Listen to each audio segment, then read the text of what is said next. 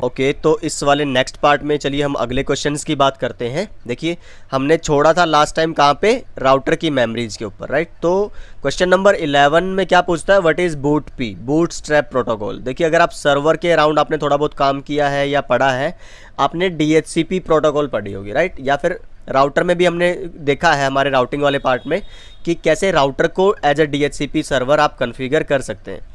तो DHCP देखिए originally नहीं बनी थी आपके ऑटोमेटिक एड्रेस असाइनिंग के लिए, राइट। तो सबसे पहले कौन सी प्रोटोकॉल आई थी आपकी, boot strap protocol, boot P. तो इस पे चलता था सारा ऑटोमेटिक काम।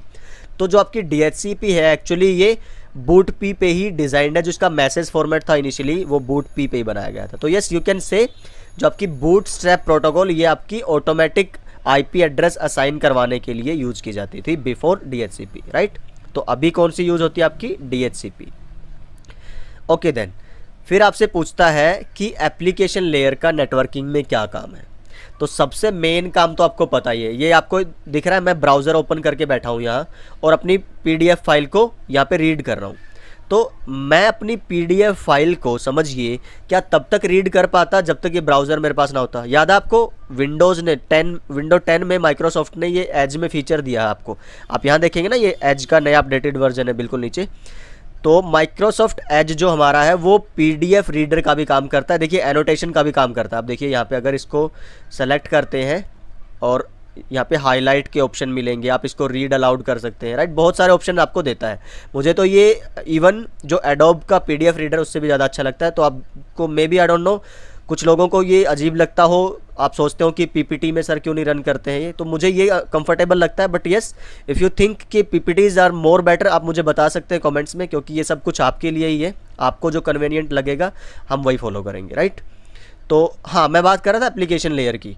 तो जब तक आप अब मान लो एडोब का PDF रीडर भी यूज़ करते हैं, तो वो भी एक तरह से किसका एग्जांपल है कि वो एप्लीकेशन लेयर का। जब तक एक एप्लीकेशन लेयर का सॉफ्टवेयर आपके पास नहीं होगा आप कोई भी काम नेटवर्क पे नहीं कर सकते, राइट। तो मैं इन सिस्टम के रिसोर्सेज को यूज ही नहीं कर सकता हूँ जब तक मेरे पास ऐप नहीं होगा, कोई एप्लीकेशन सॉफ्टवेयर नहीं होगा, सबसे पहला काम। और दूसरा क्या है आपका, देखिए ज़रा, ठीक है। तो ये तो आपका जो क्लाइंट और सर्वर के बीच में सिंक्रोनाइजेशन वाला प्रोसेस है। अच्छा ये थोड़ा सा सिंक्रोनाइजेशन को उससे अलग रखिएगा आप, जो आपकी सेशन लेयर पे होता है ना कि रिज्यूम वाला ऑप्शन, जो जहाँ डाउनलोड फेल होता था वहीं से सिंक्रोनाइज। इसका मतलब ये है कि एप्लीकेशन लेयर आपको ये चेक करके देगा कि जो सोर्स साइड और डेस्टिनेशन साइड है, मीन्स जो क्लाइंट एंड सर्वर साइड है, उन पे मिनिमम नेटवर्क रिसोर्सेज हैं कि नहीं है, राइट। मीन्स आपके पास OS है या नहीं, उसके अंदर एप्लीकेशन सॉफ्टवेयर है या नहीं, आपकी केबल लगी हुई है या नहीं, लाइक एवरीथिंग। तो ये जो मेक श्योर करेगा वो कौन सा है आपका एप्लीकेशन लेयर। अब आप सोचेंगे केबल वाला पॉइंट कि सर वो तो फिजिकल लेयर का था, तो ये थोड़ा कंफ्यूजिंग नहीं करते। फिजिकल लेयर अगर अप एंड रनिंग होगी तभी एप्लीकेशन लेयर काम कर रही होगी, राइट। तो ठीक है, तो ये आपका काम किसका हुआ, एप्लीकेशन लेयर का नेटवर्किंग के अंदर। तो सबसे मेजर आपके माइंड में जो इमेज बननी चाहिए एप्लीकेशन लेयर का नाम आता है, it means user interface, that's it. वो यूज़र इंटरफेस आपका ब्राउज़र भी हो सकता है, आपका PDF रीडर भी हो सकता है, आपका कन्वर्टर एडिटर कुछ भी हो सकता है। ओके जी, यूज़र मोड कौन से अलग अलग आपके अच्छा नहीं, क्वेश्चन कुछ हो रहा है, differentiate user mode from privilege mode. User mode जो आपका पहला मोड है और वो प्रिविलेज मोड जो इनेबल मोड सेकंड मोड है, दोनों में क्या फ़र्क है। देखिए पहला तो वही है कि आप यूज़र मोड में लिमिटेड काम कर सकते हो, गिनी चुनी शो की कमांड, पिंग, आपका टेलनेट, आप ट्रेस RT, ये सब कुछ कर सकते हो, राइट। पर उससे भी ज़्यादा पावरफुल मोड कौन सा है आपका, प्रिविलेज मोड, जिसमें आप शो की कमांड रन कर सकते हो, इवन आप राउटर को रिस्टार्ट कर सकते हो। समझ रहे हो कितना डेंजरस है वो, अगर कोई अनऑथोराइज्ड बंदा रिस्टार्ट कर पाए तो, राइट। ओके देन दूसरे साइड कुछ और इसमें दिया है, ओके यस। तो यही मेजर डिफरेंसेस है, पावर का ही है आपके पास। प्रिविलेज मोड बोला इसीलिए जाता है इसको क्योंकि प्रिविलेजेस आपके एक्सेस राइट्स बढ़ जाते हैं जब आप सेकंड मोड में एंटर करते हैं। तो ओके देन नेक्स्ट क्वेश्चन हमसे पूछता है 100 बेस FX क्या है। तो 802.3 इथरनेट फैमिली स्टैंडर्ड्स की एक वीडियो हमने बनाई थी स्पेशली इसी तरह के क्वेश्चन का आंसर करने के लिए, तो आई वुड रेकमेंड वो वीडियो आप ज़रूर देखिए एक बार। But yes in a short term मैं अभी बता दूं, जो 100 यहाँ पे रिप्रेजेंट करता है वो आपकी स्पीड है, बेस मीन्स आपका बेस बैंड सिग्नल है, ये सिग्नलिंग की आपकी टेक्नोलॉजी है, बेस बैंड ब्रॉडबैंड, और fx आपका डिनोट करता है, रिप्रेजेंट करता है फाइबर को। तो ये फाइबर की केबल की बात हो रही है जिसकी स्पीड कितनी है 100 Mbps, राइट। ओके, तो ये इथरनेट के अंदर आता है आपका, ये यहाँ पे लिखा है। फुल डुप्लेक्स में और हाफ डुप्लेक्स में हमसे डिफरेंस पूछ रहा है नेक्स्ट क्वेश्चन में। तो फुल डुप्लेक्स देखिए क्या करता है, आपका sending end receiving single cable पे सेम टाइम पे हो पाती है। आप डाटा सेंड भी कर सकते हैं, आप डाटा रिसीव भी कर सकते हैं सिंगल केबल से। और हाफ डुप्लेक्स में या तो आप ट्रांसमिट कर सकते हैं या सिर्फ आप रिसीव कर सकते हैं। एक और मैं आपको बहुत इंपॉर्टेंट पॉइंट यहाँ से बताता हूँ डुप्लेक्स फुल डुप्लेक्स में। जैसे ये अगर लिंक होता आपका हाफ डुप्लेक्स वाला, इसकी स्पीड है लिंक की आपकी 100 Mbps, तो इसकी एक्चुअल स्पीड और वर्चुअल स्पीड कितनी हुई 100 Mbps। लेकिन मान लो ये लिंक होता आपका फुल डुप्लेक्स, तो ये सेंड भी कर पा रहा है 100 Mbps से और रिसीव भी कर पा रहा है 100 Mbps से, तो वर्चुअली टोटल स्पीड इसकी कितनी हुई 200 Mbps। तो ये एक मेजर डिफरेंस है आपका फुल एंड हाफ डुप्लेक्स में, राइट। ओके देन MTU क्या है, मैक्सिमम ट्रांसमिशन या ट्रांसफरेबल यूनिट। देखिए ये थोड़ा सा कंफ्यूजिंग टर्म है, और कंफ्यूजिंग इसलिए है कि जब अगर आपको सिंगल MTU डिफाइन करने को बोले तब तो आपको लगेगा कि ठीक है, लेकिन फिर आपसे बोल दे अगर कोई कि अगर ये MTU है तो फ्रेम साइज़ क्या है, समझिए ज़रा इसको। तो फ्रेम स्ट्रक्चर, अब आप बोलेंगे कि सर आप हर एक बार वीडियो देखने को बोल देते हैं, लेकिन ये ज़रूरी है एक क्लियर, अगर आपको बिल्कुल इन डेप्थ अंडरस्टैंडिंग चाहिए ना किसी भी टॉपिक की, तो उसके रिगार्डिंग कोई ना कोई स्टडी मटेरियल, कोई वीडियो आपको ज़रूर देखनी चाहिए, कोई ना कोई मटेरियल ज़रूर पढ़ना चाहिए। आई वुड रेकमेंड, हाईली रेकमेंड। अच्छे लेवल के इंटरव्यूज़ अगर आपको या फिर एग्ज़ाम भी क्लियर करने हैं तो this is the only way I think. अच्छा, तो MTU मतलब समझिए, MTU क्या है, आपका एप्लीकेशन लेयर से डाटा आया, हेडर ऐड हुआ, फिर वो आपका आया कौन सा, प्रेजेंटेशन लेयर से। तो प्रेजेंटेशन लेयर पे उसने अपना हेडर किया, सेशन लेयर पे आया, उसने अपना हेडर ऐड किया, ट्रांसपोर्ट, नेटवर्क, ऐसे आते आते कहाँ पे आएगा, डाटा लिंक लेयर पे। तो डाटा लिंक लेयर भी जो रिसीव करती है ऊपर से, तो एक्चुअल डाटा साइज तो आपका अनचेंज्ड है ना, वही आया डाटा यूनिट, उसके अंदर आपको एक्स्ट्रा हेडर ऐड करने पड़ रहे हैं। देखिए मैं थोड़ा सा और एग्जांपल दूं आपको यहाँ पे, तो ये इमेज एक बार आप देखिए ज़रा रेफरेंस के लिए। तो एक्चुअली क्या होता है, हमने नेटवर्क में ये कंप्लीट डाटा भेजना था, देख पा रहे हैं।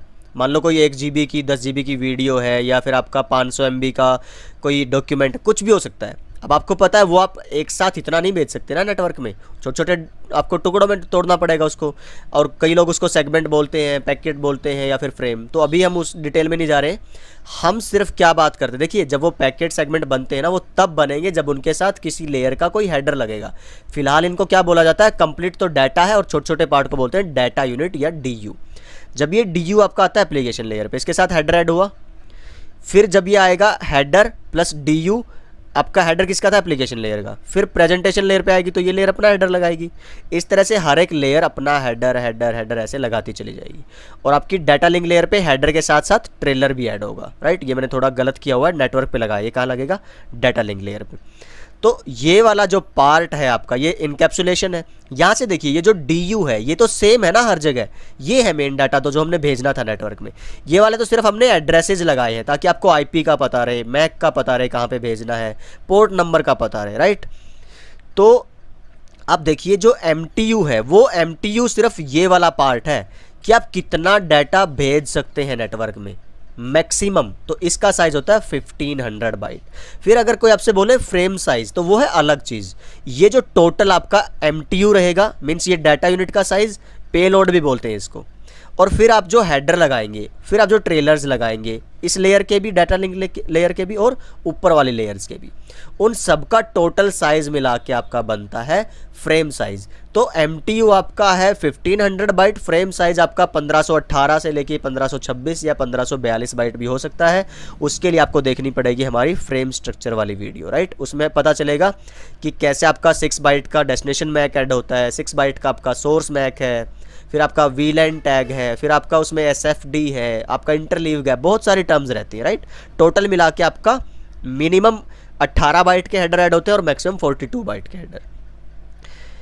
ओके देन, तो नेक्स्ट क्वेश्चन में बात करते हैं कट थ्रू लैन स्विचिंग कैसे काम करता है। ये मैं एक्सप्लेन कर चुका हूँ लास्ट वीडियो में, तो क्विक रेफरेंस के लिए बता देता हूँ जल्दी से। जो आपके कोर स्विचेज हैं, जैसे ही वो कोई फ्रेम रिसीव करते हैं तो वो पूरा फ्रेम जो 1500 बाइट समथिंग का फ्रेम आएगा उसको रिसीव करके प्रोसेस करके आगे आउटपुट नहीं देंगे, एग्जीक्यूट नहीं करेंगे। वो सिर्फ डेस्टिनेशन मैक चेक करेंगे, और मैक एड्रेस कितने का होता है 6 बाइट का। सिर्फ वो उतने 1500 समथिंग बाइट में से डेस्टिनेशन मैक के 6 बाइट को चेक करके वो देखेगा अच्छा ये डेस्टिनेशन है, तो पूरे नेटवर्क में जहाँ पे भी वो होगा वो उधर भेज देगा उस वाले डेस्टिनेशन पे। हाँ, वो अलग बात है कि कोर लेयर से पहले डिस्ट्रीब्यूशन लेयर के स्विच पे जाएगा फ्रेम, फिर वहाँ से आपका वीलैन्स के थ्रू होते हुए एक्सेस लेयर पे जाएगा, फिर वहाँ पे ब्रॉडकास्टिंग या यूनिकास्टिंग बहुत सारी चीज़ें आती है। तो स्विचिंग अगर आप कंप्लीट कर चुके हैं अच्छे से तो ये वाला पार्ट समझने में आपको दिक्कत नहीं आएगी। ओके देन, फिर बात करता है आपका लेटेंसी। देखिए लेटेंसी मीन्स लेट। नेटवर्क में लेटेंसी होने का मतलब है लिंक की लेटेंसी। लिंक में कैसे, आपने मान लो अभी मैं बात करूं कि मुझे कोई इन्फॉर्मेशन मिली, आपने बोला कि सर ये कीजिए, और फिर मैं उस काम को करूं, तो थोड़ा तो गैप होगा ना टाइम का। उसी को बोलते हैं लेटेंसी नेटवर्क की टर्म में। एक लिंक पे डाटा आया और उस लिंक ने डाटा को आगे फॉरवर्ड किया, वो जो गैप है दैट इज योर लेटेंसी। समझ पा रहे हैं? तो काइंड ऑफ प्रोसेसिंग डिले आप इसको बोल सकते हैं। तो is the amount of time delay that measures the point from, आप ये देख लीजिएगा, ठीक है, बार बार टाइम नहीं लगाते। नेक्स्ट क्वेश्चन में बात करते हैं utilising RIP, what is the limit when it comes to the number of hops. हमने लास्ट वीडियो में रिप के उसकी बात की थी, आपके मैट्रिक की। तो मैट्रिक क्या है रिप की? आपका होप काउंट। अच्छा, होप काउंट का मतलब क्या हुआ कि राउटर कितने क्रॉस करने पड़ रहे हैं आपके पैकेट को सोर्स से डेस्टिनेशन तक जाने के लिए। तो ये एग्जांपल मैंने दिया था आपको। यहाँ से आपको होप काउंट 2 है, 1 2, इधर से 1 2 3, या तो ऐसे काउंट कर लो या फिर ऐसे देख लो, यहाँ तक पहुँचना था तो पैकेट यहाँ से चलेगा, तो ये तो काउंट होगा नहीं। 1 hope 1 router, second router second hope, third router third hope, आगे राउटर आया नहीं, तो 3 तक आपका कंप्लीट हो चुका है। तो ये इस तरह से आपका टोटल 15 होप काउंट्स है। 15 मीन्स 0 भी जिसमें काउंट हो रहा है और 15 तक, टोटल 16 बनते हैं। ओके देन, तो 16 के बाद जैसे ही कोई और आप राउटर लगाते हैं वो आपका अनरीचेबल होगा। तो आप अगर रिप पे प्रैक्टिकल करना चाहते हैं तो ये आपको एक प्रैक्टिकल दे सकता हूं मैं, 1 and 2 3 4 5 6, इस तरह से आप लगातार देखिए कितने नंबर ऑफ राउटर लगाएंगे और उनके बीच में लिंक लगाएंगे तो कहाँ तक आपको कनेक्टिविटी मिलेगी। यहाँ से यहाँ मिलेगी, बिल्कुल मिलेगी। तो ऐसे आप अगर 15 राउटर तक लेके जाएंगे तो ये होप काउंट कितना हुआ, 1 2 3 4, ऐसे काउंट करते रहिए, देखिए आप कहाँ तक कनेक्टिविटी ले सकते हैं। 16वें नंबर वाले राउटर पे कनेक्टिविटी आएगी या नहीं आएगी, 17वें पे आएगी कि नहीं आएगी, आप खुद आंसर करिए। ओके, तो 20th नंबर का जो क्वेश्चन हमारा है उसमें क्वेश्चन क्या है कि फ्रेम रिले। देखिए फ्रेम रिले आपकी वैन टेक्नोलॉजी है जो डाटा ट्रांसफ़र करने के लिए जो मल्टीपल आपके एंटरप्राइजेज हैं वो यूज़ करते हैं। अच्छा, फ्रेम रिले को थोड़ा सा मैं अगर इस एंगल से समझाऊं, पहले तो आप लैन का और वैन का अपना डिफरेंस एक क्लियर रखिए। लैन मीन्स क्या है आपका स्मॉल ज्योग्राफिकल एरिया, पहला पार्ट ये। दूसरा क्या हुआ, आपकी अपनी केबलिंग्स है, आपका अपना ऑथोराइजेशन है वहाँ पे। लेकिन जैसे ही मान लो मुझे मेरी एक ब्रांच बेंगलोर में है, एक मेरी ब्रांच मुंबई में है, दोनों ब्रांचेस का प्राइवेट डाटा, समझिए ध्यान से सुनिए, दोनों ब्रांचेस में मेरे सर्वर लगे हैं, प्राइवेट सर्वर है, मेरा प्राइवेट डाटा है, वो मुझे एक्सेस करवाना है। देखिए आजकल तो लोग क्या है वीपीएन यूज़ करते हैं, एक साइड राउटर या फायरवॉल मेरी बेंगलोर की लोकेशन पे है और एक मुंबई की लोकेशन पे मेरी फायरवॉल या राउटर है। दोनों पे मैं इंटरनेट का कनेक्शन लेता हूँ आईएसपी से और उस पर वीपीएन कॉन्फ़िगर कर देता हूँ। वही सेम काम हो रहा है जो फ्रेम रिले से होता था। तो यही काम फ्रेम रिले में कैसे होना है कि आप जो है अपनी केबल मत बिछाइए वैन क्रिएट करने के लिए बेंगलोर और मुंबई के बीच में। वहाँ पे ऑलरेडी उस साइड की कोई आईएसपी है, मान लो वोडाफोन है या आपका एयरटेल है, आप उनको बोलिए कि इस तरह से मुझे ना अपने दोनों प्राइवेट जो क्या बोलते हैं ब्रांचेज हैं, एक आपका बेंगलोर एक मुंबई, उनको कनेक्ट करके प्राइवेट डाटा भेजना है। यहाँ पे बार बार मैं बोल रहा हूँ प्राइवेट, पब्लिक नहीं। पब्लिक के लिए तो आप इंटरनेट यूज़ कर सकते हो। वो क्या करेंगे, उनकी जो अपनी केबलिंग उन्होंने इंटरनेट के लिए बिछाई हुई थी ना शेयर्ड वाली, वो आपको डायरेक्टेड 1 to 1 लीज पे दे देंगे। लीज लाइन अगर आपने नाम सुना हो, ये वही है। तो सीरियल लिंक्स के थ्रू आप अपना डाटा भेज सकते हो, समझ पा रहे हैं। सो दैट इज़ आपका ये क्या रहेगा, पहला तो क्या है, महंगा पड़ता है। जो फ्रेम रिले डेडिकेटेड वैन टेक्नोलॉजीज़ है, ये इसका डिसएडवांटेज बता रहा हूँ, महंगी है। और दूसरा, इन पे स्पीड उतनी नहीं मिलती जितनी आजकल की जो MPLS और ये बाकी सारी चीज़ें हैं, ये जितनी स्पीड देती है। तो आई थिंक 45 Mbps 100 Mbps उतनी स्पीड आपकी फ्रेम रिले देता है, ज़्यादा भी है। बट जो क्या बोलते हैं, एक पॉपुलर फ्रेम रिले लिंक्स हैं वो 45 to 100 Mbps। आप गूगल करके भी देख सकते हैं कि यस, अभी लोग फ्रेम रिले यूज़ करते हैं, या MPLS यूज़ हो रहा है, या फिर MPLS के बाद भी कोई और टेक्नोलॉजी आपकी आ चुकी है। तो यस, हम कभी बात करेंगे SD वैन और इन सब सारे कंसेप्ट्स की। तो जो अभी नेटवर्क में यूज, देखिए ना तो फ्रेम रिले पे हाल फिलहाल काम चलता है, ना आपका MPLS चलता है, लेकिन फ्यूचर रेडी टेक्नोलॉजीज़ की आप बात करेंगे, दैट इज़ SD वैन। तो बहुत सारी चीज़ें हैं। फिलहाल हम बेसिक्स एक बार इस CCNA लेवल को क्लियर करें, फिर CCNP और आगे फिर बात करते हैं। बहुत ब्रिलियंट आगे सब कुछ होने वाला है, राइट। तो फ्रेम रिले वैन टेक्नोलॉजी, प्राइवेट लाइंस बिछानी है, आपको नहीं बिछानी, ISP ने पहले से बिछा रखी है, वो आपको यूज़ करनी है और उसका पे करना है आपको, दैट्स इट।